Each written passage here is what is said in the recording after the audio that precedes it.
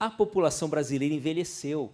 Então, a gente lembra da pirâmide populacional, mas aí da década de 90, até um pouquinho depois ainda era uma pirâmide, mas agora o meio está aqui nessa faixa de 35 a 39 anos. 25% da população é 55 mais. Eu não sei quem olhou na semana passada mais dados do censo que saíram, 10,5% da população 65 mais. Se a gente esquecer essas pessoas nas nossas campanhas, talvez até não interessem, mas se forem pessoas de interesse para as nossas marcas, eles têm 40% do poder aquisitivo, a gente joga 40% fora se a gente não endereçar. Tá? Outra coisa que é importante, que eu não coloquei aqui, é que, infelizmente, o nível de educação do brasileiro ele não caiu, ele despencou. Tá? No ano passado, só 19% dos brasileiros conseguiam interpretar texto. Então, todos nós aqui temos muita sorte de ter estudado e ter um bom background, mas no Brasil não acontece isso. Por que o WhatsApp explodiu quando colocaram áudio? Porque as pessoas não conseguem escrever. Tá? Por que tanta coisa de vídeo online, vídeo não sei o quê? É porque é mais fácil você entender quando você tem imagem e som. Tá? Então, essa é a realidade do país. Bom, vamos lá. Então, vocês viram que quando a gente mede curto prazo dos meios isolados, o online está lá na frente. Só que a gente vê o quê? Que a televisão é o meio que mais influencia os outros meios, que é os amarelinhos. E quando a gente olha o longo prazo, tá? E longo prazo não é mais vários anos, tá? O longo prazo aqui a gente está falando de 3 meses. A televisão, ela ultrapassa o online aqui no nosso país. Tá? Então, esta é a realidade que a gente tem hoje do ponto de vista de conversão, curto mais longo prazo. Então, não é que o meio A é melhor que o meio B, é que talvez o nosso universo seja diferente daquilo que a gente imagina, tá? E a gente precisa de uma combinação diferente para cada necessidade de negócio. Então, se eu for vender veículo Mercedes-Benz, eu jamais vou usar televisão. Por que eu vou usar televisão? Mas, se eu tiver um produto de massa, sem a televisão, dificilmente eu vou conseguir fazer a conversão que eu preciso. Então, população e hábitos eles não são somente online. Né? A gente tem que ultrapassar esta barreira, porque nos últimos 10 anos a gente olhou conversão, conversão, conversão, performance. E a gente tem que começar a olhar um pouquinho de outras coisas, inclusive e especialmente construção de marca. Então, o que acontece é que a gente mede online tudo com performance e o resto a gente mede com alcance. Alcance é importante? Claro que é. Se a gente não tiver alcance suficiente, já não vai dar resultado. Mas o alcance sozinho é suficiente? Não. A gente pode impactar um monte de gente que não se interessa pelo nosso produto e, portanto, não vai converter nada. Então, quando a gente faz mensuração, basicamente 2 modelos, MTA, né, o Multi-Touch Attribution para o online, o modelo do cookie, que todo mundo conhece, e o Market Mix Modeling, para a gente olhar vários meios em conjunto. Qual que é o problema do Market Mix Modeling? Nós vamos ter um painel logo depois, que você olha top line, mas você não consegue olhar o detalhe. O MTA, ele olha muito detalhe, ele é muito rápido, mas ele não consegue dizer se alguma coisa veio influenciar aquilo. Então, tudo que começou online terminou online. Então, olha, veio do Facebook, veio do Twitter, veio do Google Ads. Legal, maravilha. E caiu do céu para chegar lá? A gente não sabe. Então, existe um modelo que junta esses dois, que é o modelo de lift, que é uma atribuição sem cookie. É a única maneira de você juntar os dois. Como que funciona esse modelo de uma maneira muito rápida? Na hora que aconteceu uma coisa importante, aqui onde está essa linha tracejada, chamada de spot, por exemplo, um comercial de televisão foi para o ar, ou em uma live falaram de determinado assunto. A gente olha um KPI qualquer, que pode ser, por exemplo, a busca por um tema de interesse, no momento que aquilo acontece, a gente vê se houve ou não uma variação. Então, é um modelo de curto prazo, é assim que funciona.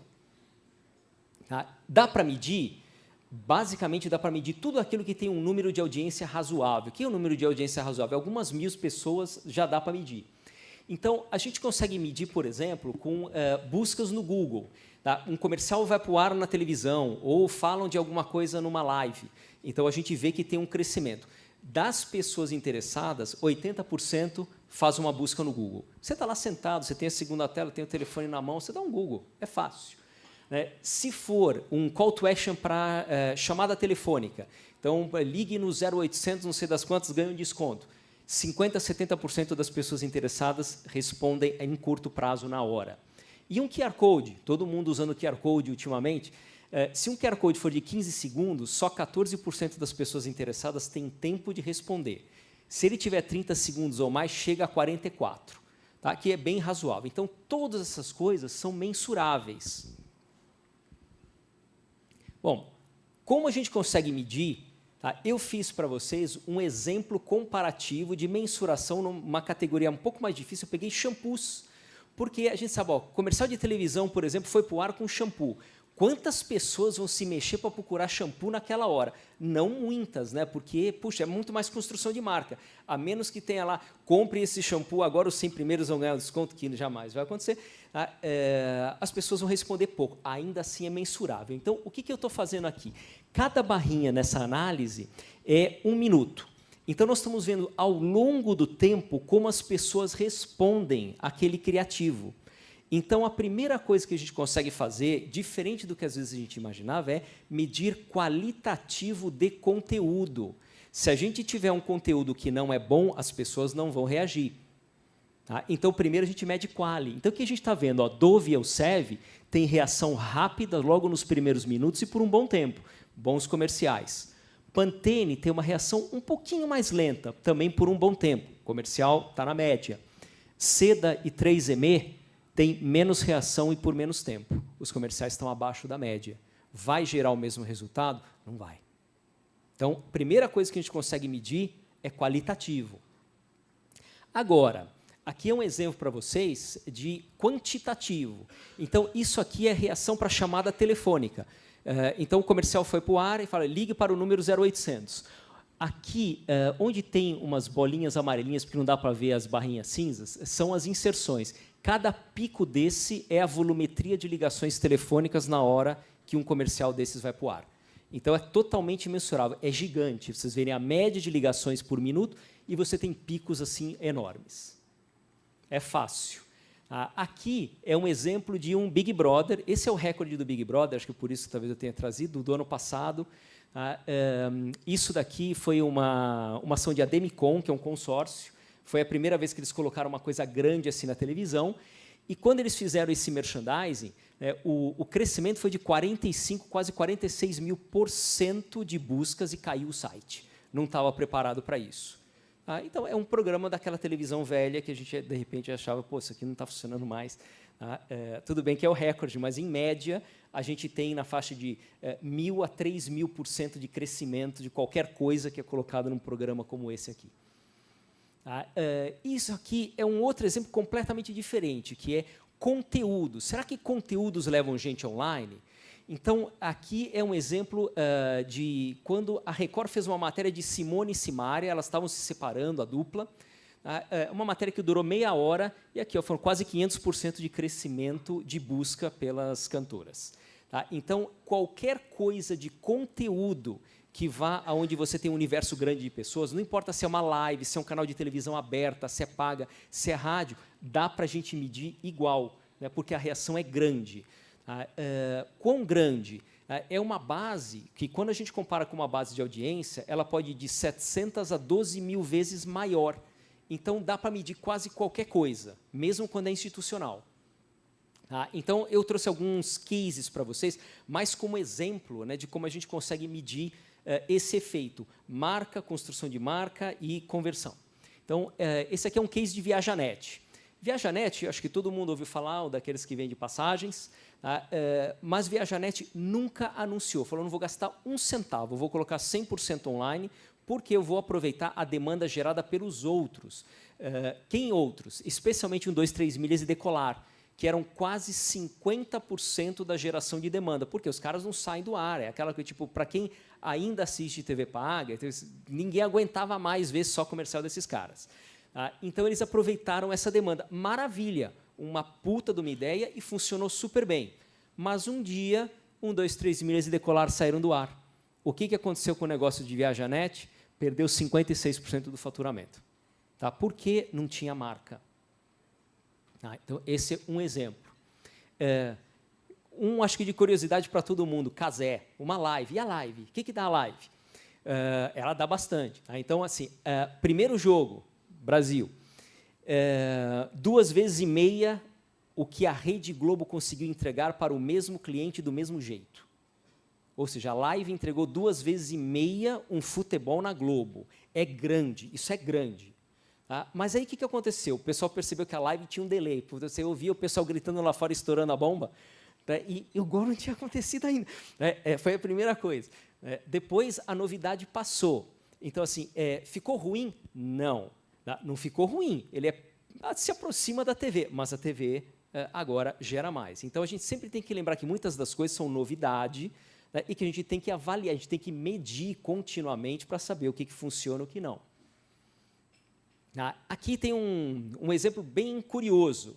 Uma empresa pequena. Eu falo, pô, estamos olhando só coisas grandes. E uma coisa menorzinha.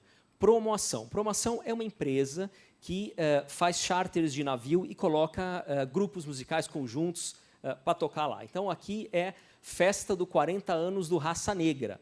Em setembro, eles colocaram aqui uma campanha no ar. Tá? Um navio cabe 4.500 pessoas e eles conseguiram gerar o suficiente de leads de 3.200 aqui na campanha online, grande, montada, etc. E tal. Não rolou, não encheu o navio. Né? Faltava pouco tempo para a promoção. Então, nós trabalhamos um plano aqui de uma semana, tá? Uma semana com 15 inserções só na Record de São Paulo, tá? Junto com a campanha online, aonde no momento que ia para o ar um comercial de televisão, ele subia no ranking a campanha online, aumentando o bid da campanha para aproveitar aquela demanda. 3 navios de leads. Tá? Bom, e aqui alguns números de Santander, para dar uma ideia para vocês, de construção de marca. Tá? Então, a primeira coisa que a gente fez é entender suficiência de mídia. Quanto a gente precisa colocar? Então, um estudo aqui para entender aonde era o ponto de corte, aonde você chega em retornos de minutos, a partir de um momento que não vale mais a pena. Então, excesso de mídia, fora. Tirado o excesso de mídia, a gente fez uma otimização de plano. Ou seja, quais são os melhores programas, melhores canais, melhores horários, melhores dias da semana, montou o plano, melhores criativos também. Isso foi feito lá no Big Brother do ano passado. Então, comparando com uma marca que fez Big Brother, que investiu o mesmo volume de dinheiro, a gente conseguiu gerar 3 vezes mais interesse de busca pela metade do custo. Então, é mensurável. Tá? O que aconteceu no fim desse período, quando a gente compara vários bancos diferentes?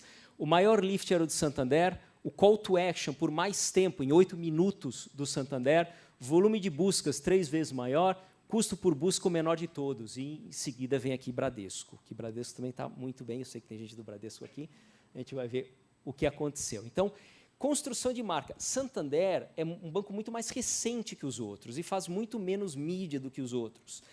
Então, o que acontece? Quando a gente olha um banco que nem o Bradesco, que construiu muito a marca, as barrinhas são pressão de mídia ao longo do tempo. Tá? Isso aqui é esse ano, tá? 2023. E a linha é o recall da marca.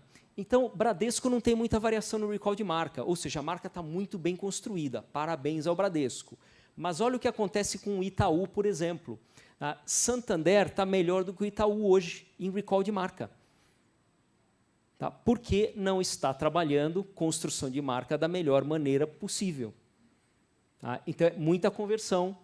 Tá? Não está olhando a parte de construção. Santander olhou construção, comprou market share barato. Santander foi a única marca que ficou no Covid.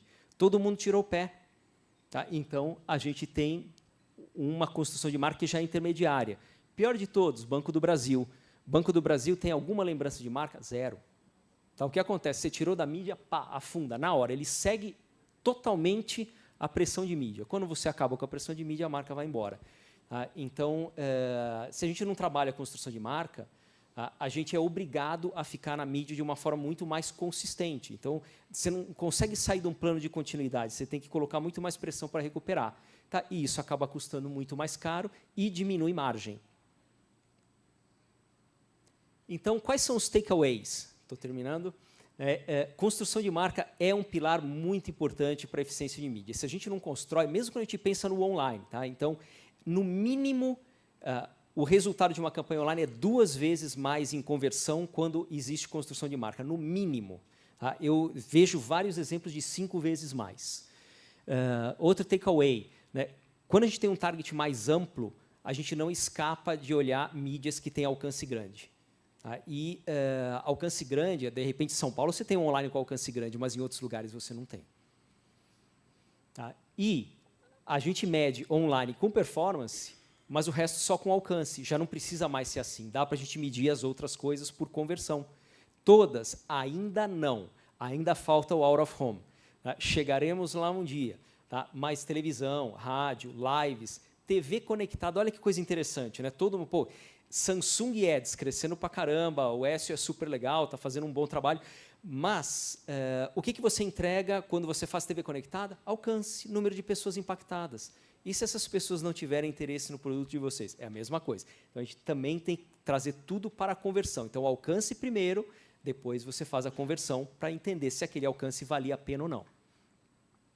Tá? E mensuração de mídia, sem considerar o que influenciou uma coisa na outra, ele gera bias enorme. Esse eu vou deixar aqui o gancho para o painel do MMM, porque se você olha independente, o bias é de pelo menos 20% a mais para o online, e aí as respostas não vão ser exatamente o que a gente queria.